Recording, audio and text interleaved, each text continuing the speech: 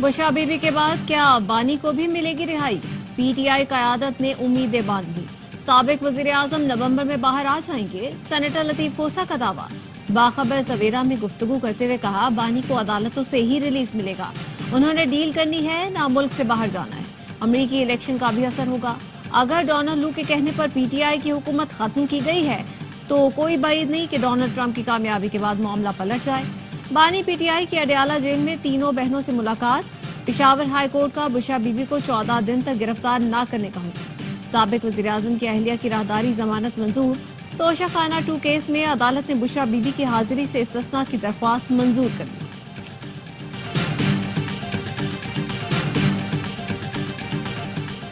बुशरा बीबी की रिहाई में अली अमीन गंडापुर का क्या किरदार? वजीर दिफा ख्वाजा आसिफ कहते हैं, बेगम साहिबा की रिहाई और पेशावर रवानगी मामूल की कार्रवाई नहीं। उनका वजीर आला हाउस में डेरे डालना पसे पर्दा दास्तान की निशानदही है। ट्वीट किया, बुशरा बीबी और अली अमीन गंडापुर किसी नूरा कुश्ती और मुआफी तलाफी की खबर देते हैं। गंडापुर की चालें पहले बड़के मारना, धमकियां देना, जलसों से गायब होना, फिर नमूदार होना और आनिया जानिया शायद पूरी पीटीआई बनने के अमल में है। ये बानी पीटीआई की मर्जी के बगैर नहीं हो रहा, सब मिलकर बेवकूफ बना रहे हैं। गवर्नर खैबर पख्तूनख्वा फैसल करीम कुंडी ने कहा, तहरीके इंसाफ के अपने लोग गंडापुर को शक की निगाह से देखते हैं। हो सकता है गंडापुर ने बुशरा बीबी की रिहाई में किरदार अदा किया हो। बुशरा बीबी घरेलू खातून हैं तो क्या खैबर पख्तूनख्वा शॉपिंग करने आई हैं? बानी पीटीआई की रिहाई के लिए अरकान कांग्रेस का खत सदर बाइडेन को मिल गया। तर्जुमान अमरीकी महकमा खारजा कहते हैं, खत का मुनासिब वक्त पर जवाब देंगे।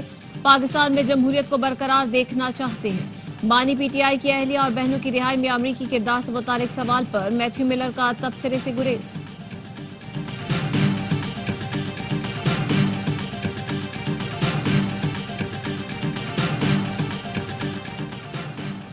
वजीर आजम की सऊदी वली अहद मोहम्मद बिन सलमान से मुलाकात। वजीर आजम ने बैनुल-अक़वामी मालियाती इदारों से मुताल्लिक़ मामलात पर सऊदी अरब की हिमायत पर शुक्रिया अदा किया। तरक्की के लिए सऊदी वली अहद की दूर अंदेश क़यादत को सराहा। दोनों रहनुमाओं ने मजबूत पाकिस्तान सऊदी इक़्तिसादी शराकत दारी का अदा किया। वजीर आजम ने कहा, सऊदी विजन 2030 पाकिस्तान के कलीदी पॉलिसी मकासद से हम आहंग है। दोनों रहनुमाओं का खित्ते में इसराइली जारहियत पर तशवीश का इजहार। वजीर आजम ने सरमायाकारी से मुताल्लिक़ रियाद में आलमी कॉन्फ्रेंस से भी खिताब किया। कहा, सऊदी अरब और दोस्त मुल्कों के ताउन से मुआशी इस्तेहकाम मुमकिन हुआ।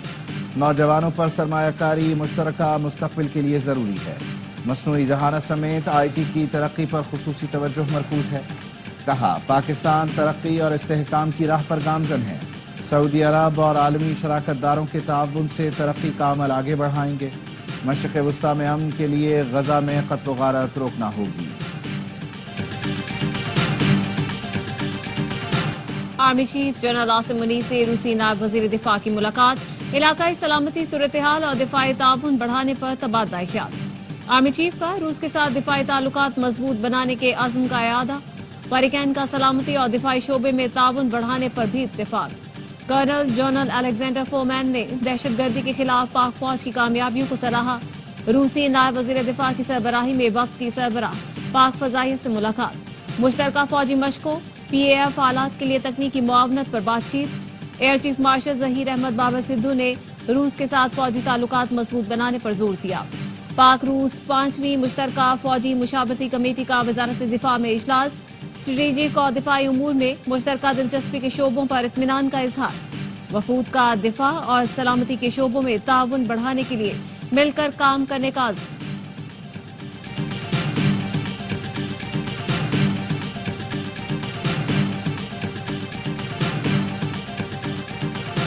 सुप्रीम कोर्ट में जजों की तादाद बढ़ाकर 23 करने की तैयारी। बिल जुमे को कौमी असम्बली में पेश किया जाएगा। नई कानून साजी के हवाले से स्पीकर चैम्बर में हम मुशावरती इजलास। JUI का सुप्रीम कोर्ट के साथ हाई कोर्ट में भी जजेस की तादाद पूरी करने का मुतालबा। जराए का कहना है, पीपल्स पार्टी ने कानून साजी में जल्दबाजी न करने का मुतालबा किया। पार्लिमानी खुसूसी कमेटी इजलास के जरिए तमाम जमातों को एतमाद में लेने पर जोर दिया गया। फरीकैन का मुशावरती अमल जारी रखने पर इत्तेफाक। स्पीकर कौमी असम्बली अयाज सादिक सियासी जमातों की तजावीज़ हुकूमत से शेयर करेंगे। इजलास में अयाज सादिक, खुर्शीद शाह, नवीद कमर, कामरान मुर्तजा, اور دیگر نے شرکت کی۔ پی ٹی آئی کی جوڈیشل کمیشن میں شمولیت کے لیے 7 ناموں پر مشاورت۔ ابتدائی فہرست میں علی ظفر، عمیر نیازی، عمر ایوب، اسد قیصر، عامر ڈوگر، لطیف کھوسا، علی محمد خان کا نام شامل۔ پارٹی کی جانب سے تمام نام سلمان اکرم راجہ بانی پی ٹی آئی کو پیش کریں گے۔ بانی پی ٹی آئی کی منظوری کے بعد حتمی 2 ناموں کا فیصلہ ہوگا۔ 26ویں ترمیم کے لیے پی ٹی آئی کے ارکان کو ہراساں کیا گیا۔ جس طرح سے ترامیم منظور کرائی گئی ہیں، چیف جسٹس اس کا نوٹس لیں۔ پی ٹی آئی رہنماؤں کی پریس کانفرنس۔ عمر ایوب نے کہا حکومت سے ملک نہیں چل رہا، فوری الیکشن کرائے جائیں۔ سلمان اکرم راجہ کا کہنا ہے منظور نظر جج بٹھانے کے لیے آئینی بینچ بنایا جا رہا ہے، ہم اس آئینی ترمیم کو چیلنج کریں گے، جو بھی عدالت ہو کیس لڑنا نہیں چھوڑیں گے، فیصلہ بالآخر سڑکوں پر ہوگا، عدالتی یا پارلیمانی عمل سے نہیں ہوگا، یہ تب ہوگا جب 4 لاکھ لوگ باہر نکلیں گے۔ شبلی فراز نے کہا ابھی 26ویں ترمیم ہضم نہیں ہوئی، 27ویں کی بات ہو رہی ہے، یہ سب آنے والے وقت میں حکومت کے گلے پڑے گا۔ جسٹس منصور علی شاہ کے آئینی بینچ کے سربراہ ہونے پر ہمیں کوئی اعتراض نہیں۔ پیپلز پارٹی کے رہنما سینیٹر فاروق اشنائی کہتے ہیں 26ویں ترمیم سے جمہوریت مضبوط ہوگی، 27ویں ترمیم کا علم نہیں، بلدیاتی اداروں کے لیے قانون سازی ہوتی ہے تو اچھی بات ہے۔ وکیل رہنما حامد خان ایڈوکیٹ نے کہا 26ویں ترمیم آئین پر حملہ ہے، ختم کرنے کی پوری کوشش کریں گے۔ وکلاء کے لیے ضروری ہے کہ ترمیم کے خلاف مہم چلائیں تاکہ عدلیہ آزاد ہو۔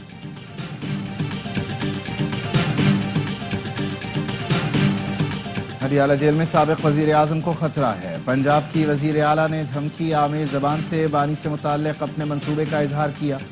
سیکرٹری اطلاعات تحریک انصاف شیخ وقاص اکرم کی پشاور میں پریس کانفرنس۔ کہا جیل میں بانی کے ساتھ سفاکانہ سلوک کیا جا رہا ہے۔ وزیر اعلیٰ پنجاب کے بیان سے لگتا ہے بانی کو نقصان پہنچانے کی سازش ہے۔ وزیر اعلیٰ کے بیان پر معاملہ لیگل ٹیم کے حوالے کیا ہے۔ اگر بانی پی ٹی آئی کی زندگی کو اڈیالہ میں خطرہ ہے تو انہیں خیبر پختونخوا لایا جائے۔ پنجاب میں 1 ووٹ کی خاطر ایم این اے کے بیٹے کو اٹھایا جاتا ہے۔ مختلف پرچوں میں پی ٹی آئی کارکنان جیلوں میں ہیں۔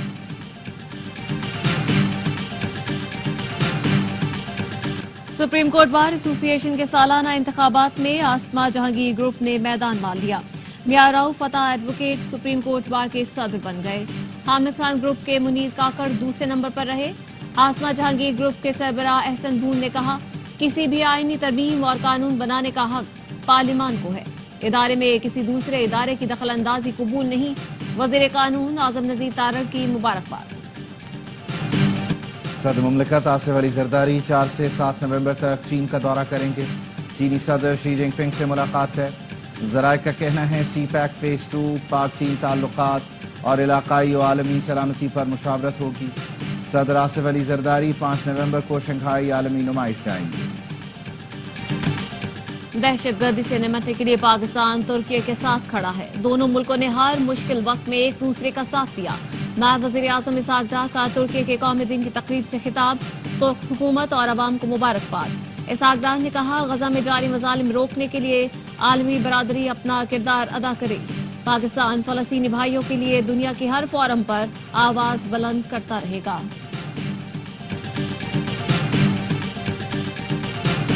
ایشیائی ترقیاتی بینک نے پاکستان کے لیے $50 کروڑ قرض کی منظوری دے دی۔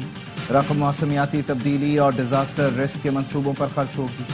وزیر خزانہ نے صدر اے ڈی بی سے ملاقات کے دوران درخواست کی تھی۔ موسمیاتی تبدیلی کے اثرات کے باعث سالانہ $2 ارب کا نقصان ہو رہا ہے۔ سود کو بنیادی طور پر یہودی کنٹرول کر رہے ہیں۔ سودی نظام کا اسلامی معاشرے سے خاتمہ ہونا چاہیے۔ علماء کرام سے رائے لینے کے بعد اسلامی بینکوں سے رجوع کیا جا سکتا ہے۔ ڈاکٹر ذاکر نائک کا راولپنڈی میں خطاب، کہا پاکستان کا دورہ بہت اچھا رہا۔ وزیر اعظم، وزیر اعلیٰ پنجاب، سندھ حکومت اور تمام اداروں کا شکریہ ادا کرتا ہوں۔ پاکستان میں بہت پیار ملا، وقت کا پتہ ہی نہیں چلا۔ اسلام آباد سیکٹر G9 میں بینک کے سامنے ڈکیتی کی واردات، ڈاکو کی فائرنگ سے ایک شخص جاں بحق، 3 افراد زخمی۔ ڈاکو کیش وین سے رقم کا تھیلا لے کر فرار، گارڈز پر بھی فائرنگ کی۔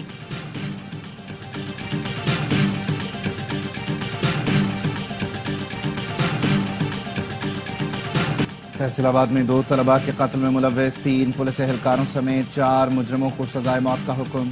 20 لاکھ روپے جرمانے کی بھی سزا۔ مجرمان میں ہیڈ کانسٹیبل اصغر علی، کانسٹیبل فلک شیر، فیصل اور رضاکار وقاص شامل۔ اگست 2018 میں موٹر سائیکل سوار طلبہ ارسلان اور عثمان کو قتل کیا گیا۔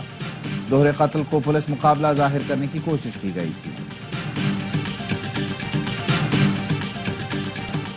کراچی میں 2022-23 کے دوران کرنٹ لگنے سے 33 شہریوں کی موت۔ کے الیکٹرک نے اپنی رپورٹ میں ملبہ شہریوں پر ڈال دیا۔ نیپرا کے شو کاز پر رپورٹ جمع کروائی گئی جس میں کہا گیا ہے کہ متعدد شہری بجلی چوری کی کوشش میں جان سے گئے۔ نیپرا نے گجرانوالہ الیکٹرک پاور کمپنی پر 2 کروڑ 30 لاکھ روپے جرمانہ کر دیا۔ شو کاز نوٹس کے جواب میں گیپکو کا جواب مسترد۔ نیپرا کا کرنٹ لگنے سے جاں بحق 6 شہریوں کے ورثاء کو 40 لاکھ روپے دینے کا حکم۔ بالائی علاقوں میں سردی نے دستک دے دی۔ مانسہرہ کے بالائی علاقوں میں برف باری، بابو سر ٹاپ پر 1 فٹ برف پڑ چکی۔ ٹریفک عارضی طور پر بند۔ دیامیر کے بالائی علاقوں میں موسم سرما کی پہلی برف باری۔ کالام میں برف باری سے وادی کی خوبصورتی بڑھ گئی۔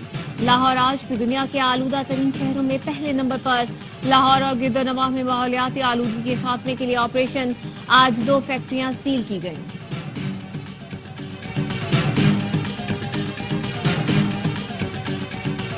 وزیر اعظم کی ہدایت پر کراچی ایئرپورٹ سے لبنان اور غزہ کے لیے امدادی سامان کی ایک اور کھیپ روانہ کر دی گئی۔ ترجمان NDMA کا کہنا ہے جہاز 17 ٹن امدادی سامان لے کر بیروت پہنچے گا۔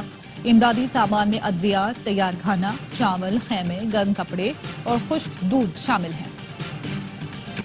گیس کمپنیوں نے اوگرا سے گیس کی قیمت میں اضافے کی درخواست کر دی۔ سوئی ناردرن نے اوسط قیمت میں 64 جبکہ سوئی سدرن نے 669 روپے فی MMBTU اضافے کی درخواست کی ہے۔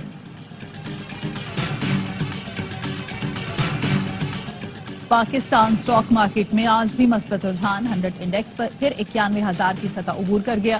ٹریڈنگ کے دوران انڈیکس میں 816 پوائنٹس کا اضافہ دیکھا گیا۔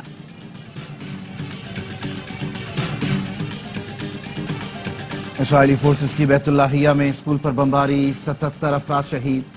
شمالی غزہ میں اسرائیلی فورسز کا محاصرہ، 25 روز میں 1000 افراد شہید ہو چکے۔ اسرائیل نے اقوام متحدہ کی ریلیف ایجنسی اونروا پر پابندی لگا دی۔ اسرائیلی پارلیمنٹ نے اونروا سے متعلق تعلقات منقطع کرنے اور اسے دہشت گرد تنظیم قرار دینے کی منظوری دی۔ اونروا کے چیف فلیپ لازارینی نے کہا اسرائیلی پابندی ناقابل قبول ہے۔ اقوام متحدہ، برطانیہ، آسٹریلیا سمیت دیگر ممالک نے اونروا پر اسرائیلی پابندی کو مسترد کر دیا۔